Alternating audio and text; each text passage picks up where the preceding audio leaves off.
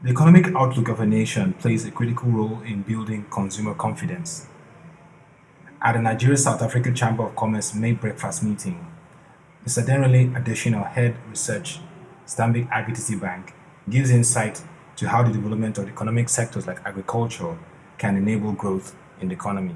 I think that agricultural transformation in the first instance will probably come from those that are in the corporate space that need to secure inputs for the business that they're doing. And they have the resource, they can access the expertise, and out of that will sort of feed through to the wider agricultural space in terms of forming cooperative, dealing with outgrowers and so on.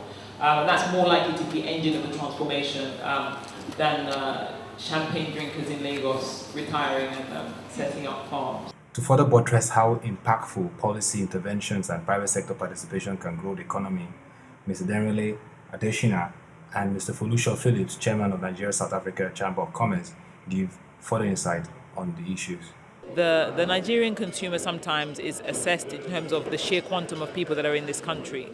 But as I tried to demonstrate in my presentation, the spending power of those people is not very well distributed and is a little bit constrained. And part of the reason is that there are so many operational difficulties in Nigeria that make it very expensive to do some very basic things, which reduces the disposable income that the consumer has. And also, in terms of the growth of the economy, a lot of it has not been very inclusive. It has not lifted a large number of people out of poverty. Rather, we have seen the number of people in poverty grow.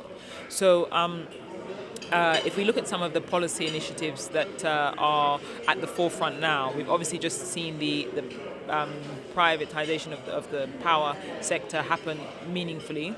But the reality is that investing in that sector, increasing the capacity in that sector, and bringing the economy to a place where the cost of generating power is significantly lower than it is now will make many more businesses viable than is the case currently. It will mean that many SMEs that currently struggle to be viable enough to survive or to access credit to grow will find their dynamics change because they have a lower fixed cost or operating cost base. So, the maturity of the power policy will take a bit of time, and when it does manifest, I think there will be a step change in the strength of the consumer. I think, first of all, it's useful that we more or less take stock for what has happened literally like up for the first 6 months of the year. I know we're just in May now, but at least following the rebasing of the economy, it's nice to sort of step back and listen to a very learned presentation on several aspects. I think the bottom line, what I'm hearing is that let's not get too excited about things, but let us stay the course. The government has its own transformation agenda, and if there's one thing one must try and pursue in situations like this is consistency. We need to be consistent in what we do in order to sustain the growth. Key takeaway is that we will not have any gradual growth. What we're going to have probably is stepped growth, certainly as far as the consumer is concerned. And this is being informed by the fact that there's a lot of necessary delay in a lot of transformation that's going on.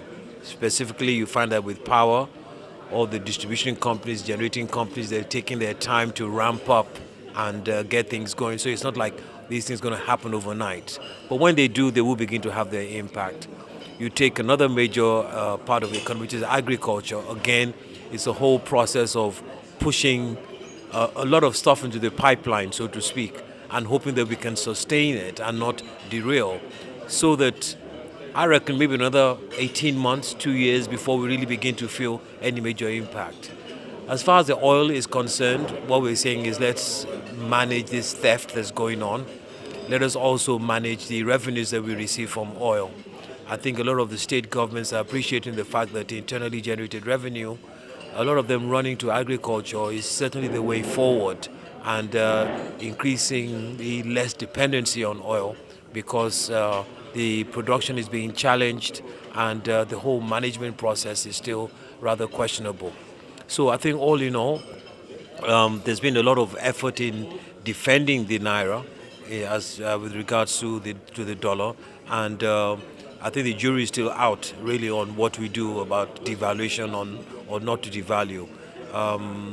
There's a lot that's going on there. Another thing is I think it wasn't mentioned much, but we need to continue to look at our SMEs because I think they're beginning to play a major role in the future of the country in terms of engaging people.